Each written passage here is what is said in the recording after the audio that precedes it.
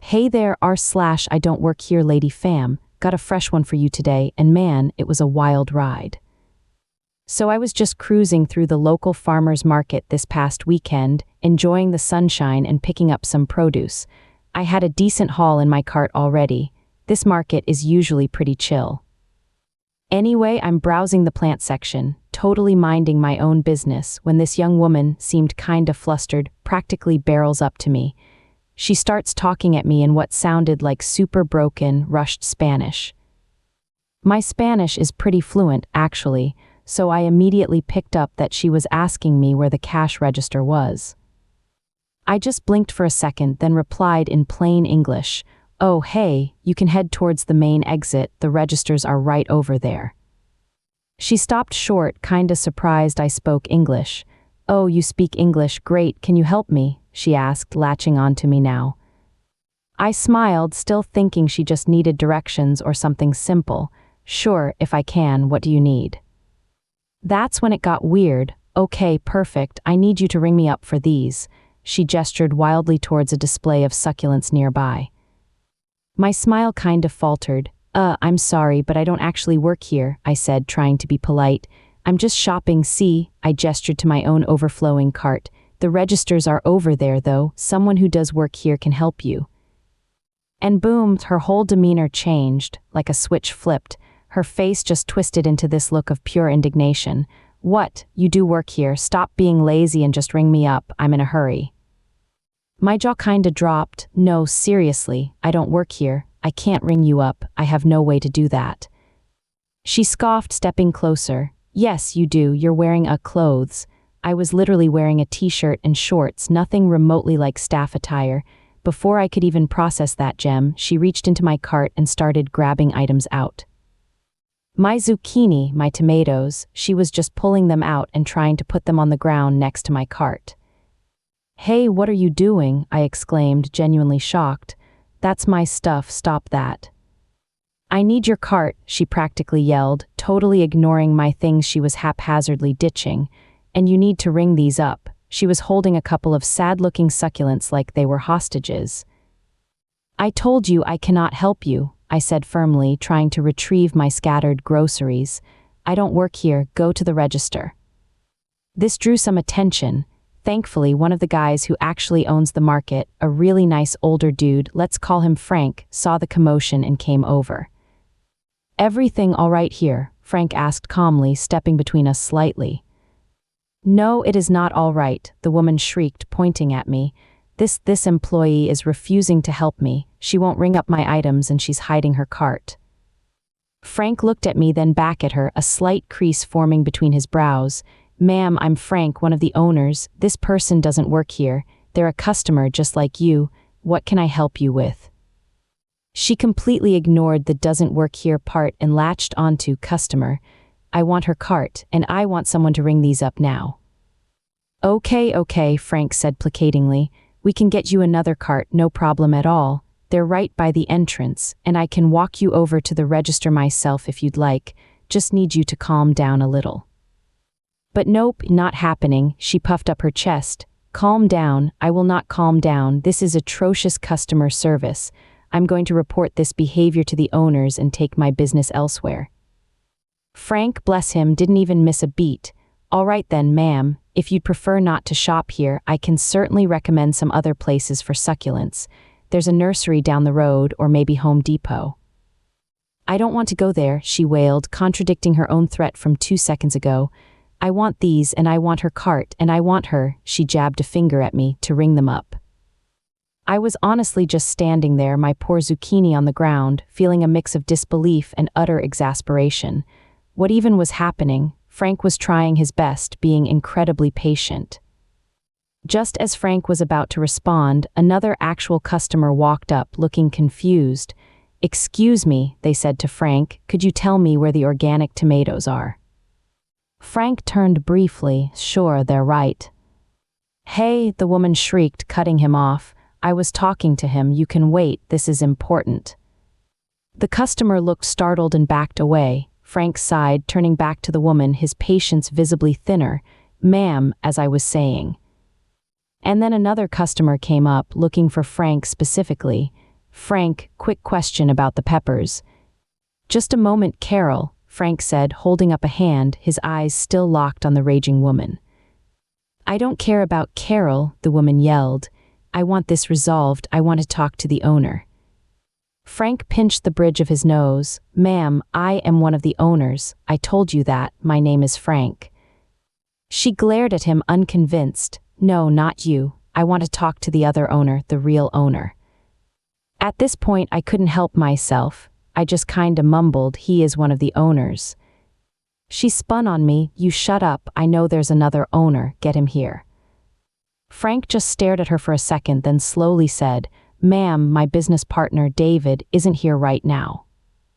I am an owner, and I'm trying to help you either find what you need or find another place to go, but you need to stop harassing our customers and employees or people you think are employees.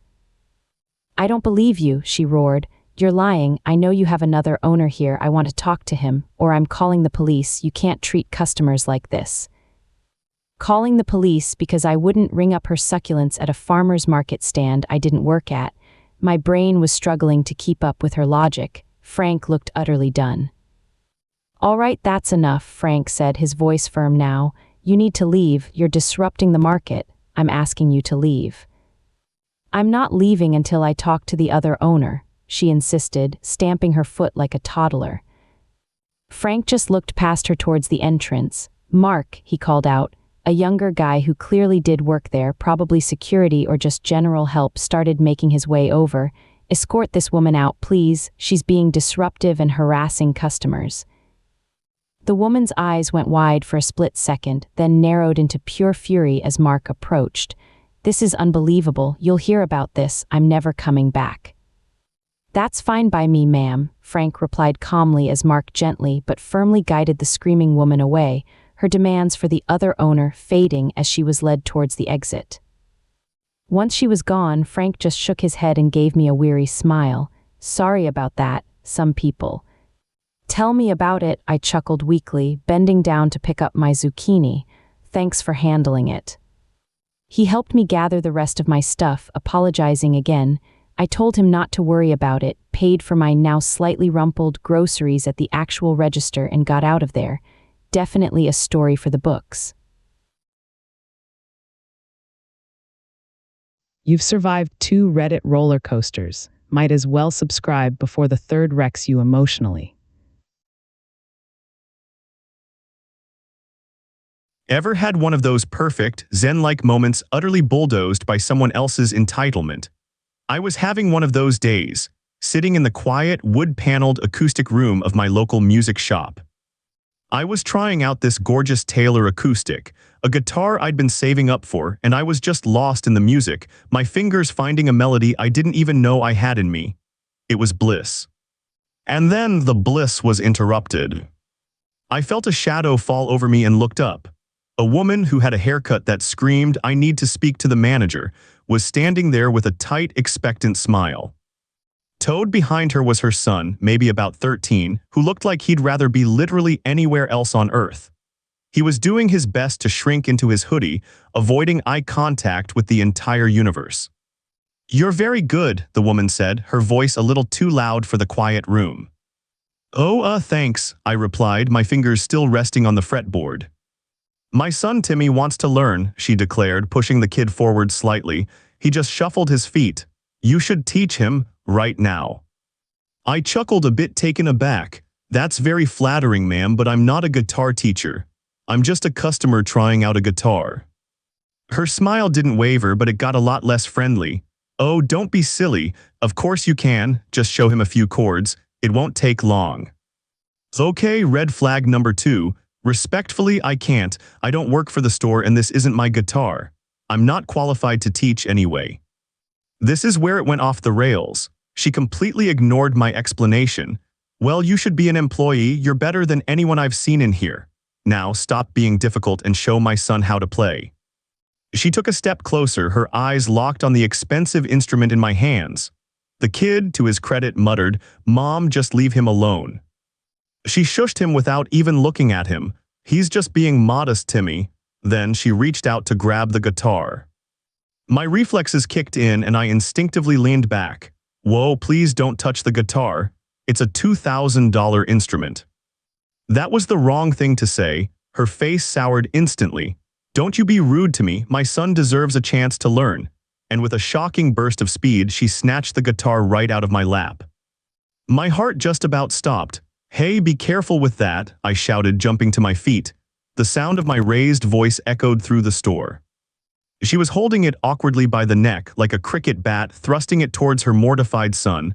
See, Timmy, this man is just selfish. Now hold it and let him show you.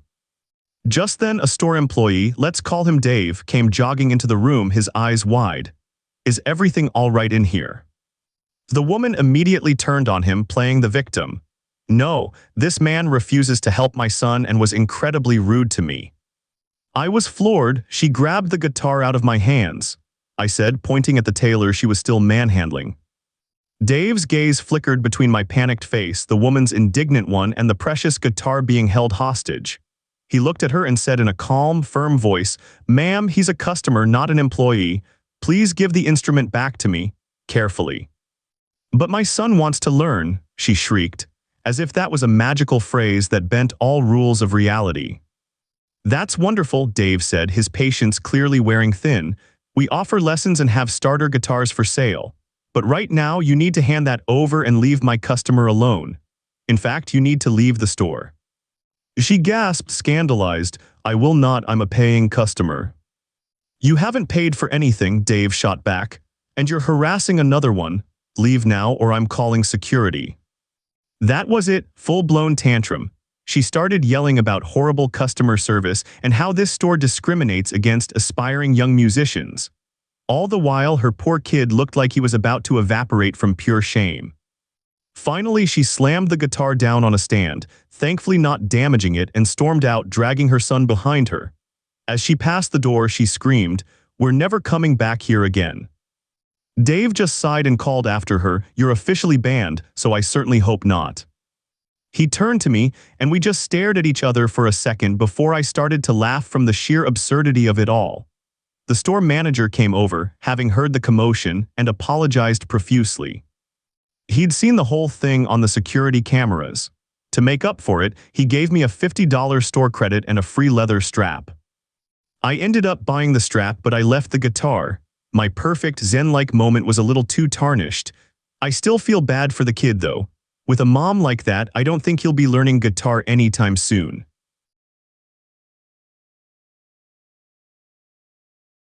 So picture this.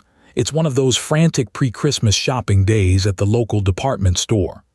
I was on a mission, a critical one, hunting down the perfect, sparkly, probably unicorn-themed outfit for my granddaughter's birthday. I was rocking my usual Saturday best, a ridiculously bright red hoodie, think human stop sign, my trusty, scuffed-up gray hiking boots, and some comfy jeans. Honestly, in my head, I was a vision of retired guy chic. I'm deep in the toddler section, wrestling with a hanger that absolutely refused to yield its tiny, frilly cargo when I hear a faint hum from somewhere behind me. You know how it is, you're focused, probably humming off-key to the store music. I figured it was just another shopper trying to squeeze past. Then, tap, tap, tap on my shoulder. Not a gentle, pardon me tap, more of an I demand your undivided attention this instant kind of tap. I turned, expecting maybe someone asking if I'd seen a particular size.